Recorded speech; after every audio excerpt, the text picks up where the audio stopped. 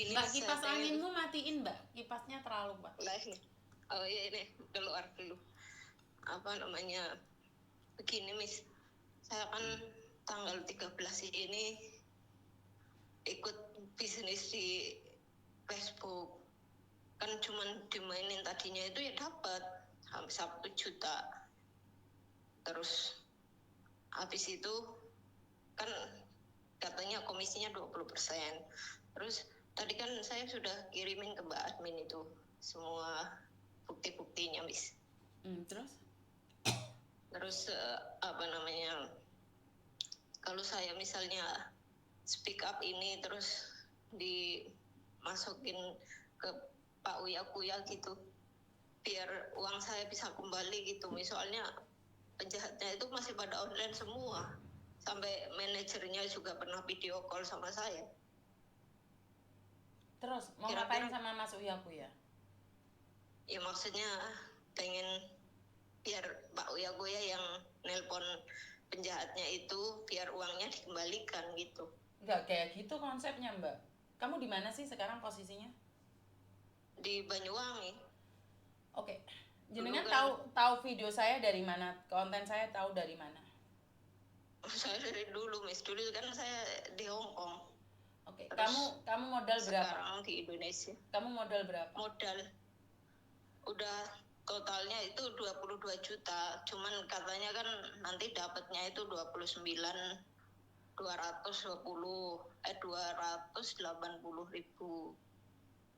katanya gitu. Uang 22 Tapi juta berubah menjadi 200.000. 29 juta. Dua 22 juta katanya nanti bisa jadi 29 juta. Tapi setelah saya transfer uangnya yang 15 juta itu, nggak taunya dia bilang udah kelamaan. Habis itu suruh transfer lagi segitu lagi 29, kan dari 7 juta 15 juta, habis itu suruh 29 juta 280 itu. Habis itu aku kan gimin. Terus kemarin pas mau Natal itu orangnya nyari lagi, katanya ada event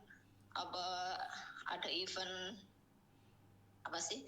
Ada event katanya, ada itu pedagangnya itu kasih kelonggaran katanya 5.500.000 itu bisa uangnya nanti diambil lagi. Tapi saya kan nggak percaya, soalnya udah 2 kali transfer dibohongin, itu nanti minta lagi. Tapi orangnya itu masih pada aktif gitu, Miss. Oke, terus kamu maunya ke podcastnya Mas Uya Kuya gitu? Iya, biar Mas Uya Kuya yang nelponin, kan orangnya jadi takut dikembaliin gitu uangnya. Kamu mau pakai Mas Uya Saya Kuya untuk nakut-nakutin penipu? iya, Nggak gitu konsepnya, Mbak. kira-kira gitu. Mas Uya Kuya nggak akan Kira-kira melakukan hal yang bodoh itu. Dia artis besar, dia DPRD, nggak kayak gitu konsepnya. Kalau minta tolong sama orang untuk dijadikan penakut, nggak boleh.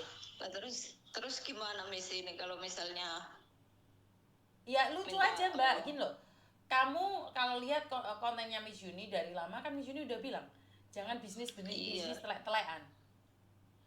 iya Miss, itu begini ceritanya. Habis dari Hong Kong kan dulu, ini masalah keluarga lagi, aku tuh kasihan kalau lihat di sini. Maksudnya saya sendiri kan punya masalah pribadi, Miss. Saya itu gimana ya, kasihan sama suami sebenarnya. Kasihan sama suami.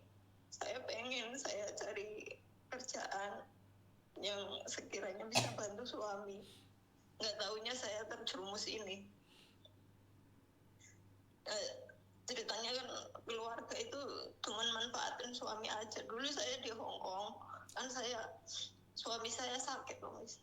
Sakit parah dulu itu, sampai stroke ringan, jadi mati separuh badannya.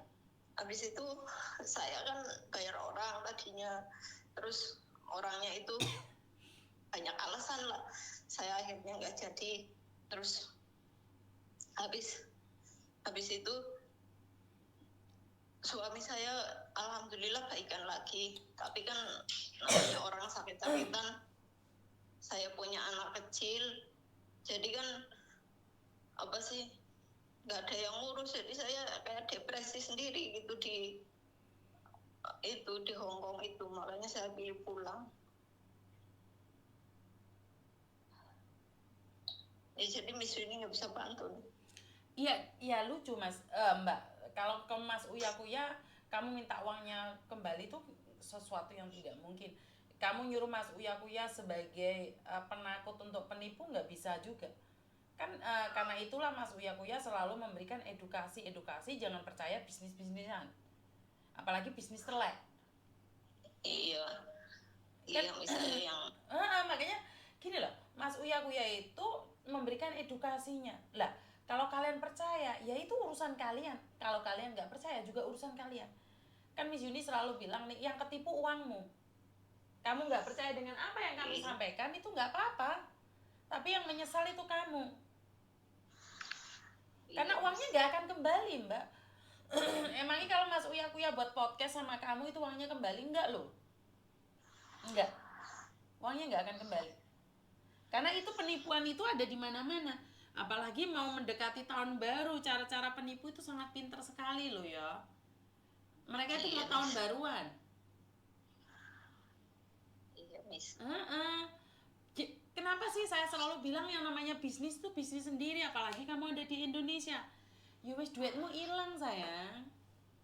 Gak ada bisnis telek, kan Miss Yuni udah bilang bisnis telek. Iya Miss. Dulu itu saya kan sering banget nonton live-nya Miss Yuni itu hampir tiap hari aku nonton. Lah ya kenapa masih ikut bisnis? Itu ceritanya kan begini Miss, saya kan baru pulang dari Hong Kong. Lah keluarganya suami itu dibilang keterlaluan. Soalnya saya itu pulang kan baru dok di rumah, belum istirahat, udah gitu makan berantakan, aku harus beres-beres rumah, habis itu banyak kerjaan, belum berpikir mau ambil uang dulu, tahu-tahu udah kesini minjam uang. Nah dulu pas saya di Hong Kong itu semuanya minjam uang, udah saya pinjemin, habis itu udah saya pinjemin ya dikembaliin, tapi nama suami saya itu di Jabelne Bank. Habis dibayar banknya itu, saya kan orangnya kalau minta tolong orang itu ngasih apa ya namanya, ngasih upah lah walaupun sedikit ya Miss. Itu aku sampai Indonesia kan nyewa kebun, habis itu yang nolongin saudara, terus saya kasih upah gitu. Habis itu suamiku yang namanya dijabelin ke bank, kok dengan gampangnya mereka itu mengembalikan uang tanpa sepeser pun ada rasa kasihan gitu sama suami saya, itu nggak ada. Ya itu hidup Mbak, itu hidup, itu kenyataan. Iya. Nggak akan ada orang kasihan sama kamu, maka itu nggak perlu kasihan sama orang. Sekarang saya itu gara-gara itu, makanya saya kayak menggebu-gebu. Aku bilang sama suami, udah Pak, nggak ikhlasin. Aku bilang sampean nolong orang ya udahlah, nggak dikasih apa-apa ya udah biarin. Tapi akhirnya saya itu panas gitu Miss, mikirin keadaan suami saya yang selalu akhirnya itu gini loh Mbak, sebentar. Orang kalau punya masalah jangan panas. Orang kalau punya masalah jangan panas. Saat kamu panas, kamu ingin menyakiti orang lain, tapi sebenarnya kamu sedang menyakiti dirimu sendiri. Kenapa saya bilang seperti itu? Sama seperti ular. Ular itu berkelana kemana-mana, ekornya kena gergaji. Dia pikir bahwa gergaji itu ingin menyakitinya, padahal itu benda mati. Dia itu tidak menyakiti, dia sendiri aja yang baper. Akhirnya dia melingkarkan tubuhnya pada gergaji. Semakin sakit, akhirnya dia mati. Sama kayak kamu hari ini. Kamu disakiti oleh keluargamu, padahal belum tentu keluargamu menyakitimu. Karena kamu baperan. Karena kamu mengharapkan orang lain akan mengembalikan sesuatu yang sama seperti apa yang kamu lakukan. Tapi orang kan gak semuanya sama seperti kamu. Akhirnya kamu sakit Iya, hati, kamu panas, kamu ikut bisnis, akhirnya kamu mati dewek. Ngerti? iya, Iya. iya, Saya selalu bilang kalau ada orang menyakitimu, tepuk dada tanya selera, mungkin kamu yang pernah menyakitinya. Jadi kita nggak panas, nyantai aja. Saya dimaki-maki orang katanya berseteru, saya ambil cermin, ya mungkin saya dulu jahat sama orang. Ya ora pegel akhirnya aku, Mbak. Paham nggak maksud saya? iya, paham. Wes toh, ojo dipanasi nyambut gawe sing apik. Wes ora samburu kowe goleki Mas Uya-Kuya berharap kamu akan mendapatkan uang kembali enggak juga. Malah kowe isin mlebu nek podcast Mas Uya-Kuya sak Banyuwangi ro kabeh. Ya ora. Itu sebenarnya niatnya sih pengen nulung suami aja gitu. Bukan, Kasihan. dengarkan saya Miss Yuni ngomong. Podcast nempatnya Mas Uya-Kuya, opo kowe gak viral sak Banyuwangi? Kowe podcast mbek Miss Yuni, kowe gak roh kamu siapa, dari mana. Mereka cuma tahu kamu dari Banyuwangi. Bener nggak yang saya sampaikan? Kamu rencananya ingin membuat orang lain sakit hati, tapi kamu sendiri yang tersakiti. Sudah siap belum? Hah? Ya sebenarnya kalau saya tersakiti itu udah sering sih, Miss. Dan kamu Jadi, ingin menyakiti dirimu sendiri saat Banyuwangi roh kamu? Udah tahu semua sebenarnya. Ya bukan saat Banyuwangi, saat desa ini. Ngerti? Maksudnya kamu ingin menunjukkan betapa bodohnya kamu di podcastnya Mas Uya-Kuya. Kan itu kebodohanmu sendiri toh. Kamu nanam-nanam uang di online itu kebodohanmu sendiri bukan? Iya. Terus kamu pingin cerita di podcastnya Mas Uya-Kuya kebodohanmu itu? Iya, pengen. Maksudnya ya mengedukasi, tapi ya bukan udah mengedukasi satu, Mbak.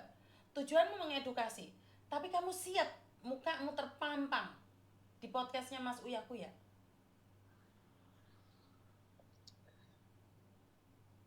Mas Uya-Kuya itu punya nama besar loh. Sekali nampang di sana nggak bisa dikembalikan loh. Siap? Iya. Hah? Sebenarnya ya siap nggak siap. Pertanyaan saya, kamu siap nggak dihujat, dibully? Karena ini kesalahanmu pribadi loh. Belum tentu Mas Uya-Kuya juga bisa menangkap orang itu, karena Mas Uya-Kuya bukan polisi. Dia DPR RI. Dia nggak akan ngurusin kayak gini. Tapi kalau cuman podcast, monggo.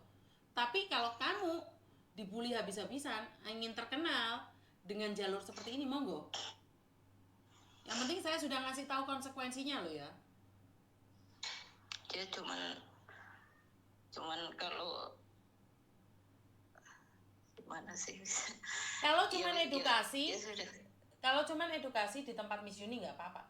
Tapi kalau kamu pingin masuk nih podcastnya Mas Uya-Kuya, monggo. Tapi ingat, Mas Uya-Kuya itu tidak akan menangani yang kecil-kecil, karena yang besar-besar sudah dia skip banyak juga. Makanya pertanyaan saya, sudah siap dibully? Kalau dibully itu ya gimana ya, Miss?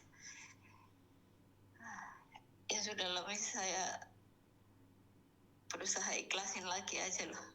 Iya, jangan percaya lagi sama orang lain ya sayangnya. Iya, Miss.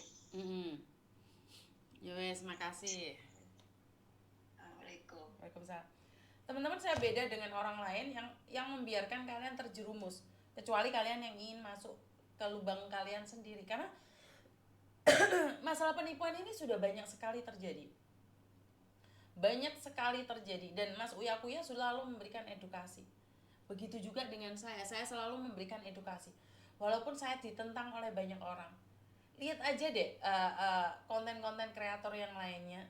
Mereka berani nggak ngungkapin tentang judi online, ataupun dengan pacar online, dengan bisnis online, nggak ada. Yang dibahas tentang sesuatu yang viral-viral saja. Karena memang tujuannya bukan untuk mengedukasi, tapi mengikuti jalur viral. Kalau saya tidak mengikuti jalur viral. Kalau bukan saya pribadi, saya nggak mau. Saya dihubungin pun saya nggak mau, karena saya tidak ingin bermasalah dengan orang lain. Dan yang sangat aneh adalah banyak sekali teman-teman itu terkecoh dengan berita-berita di luar sana. Banyak sekali teman-teman yang terkecoh dengan berita-berita yang sebenarnya tidak masuk di logika kita.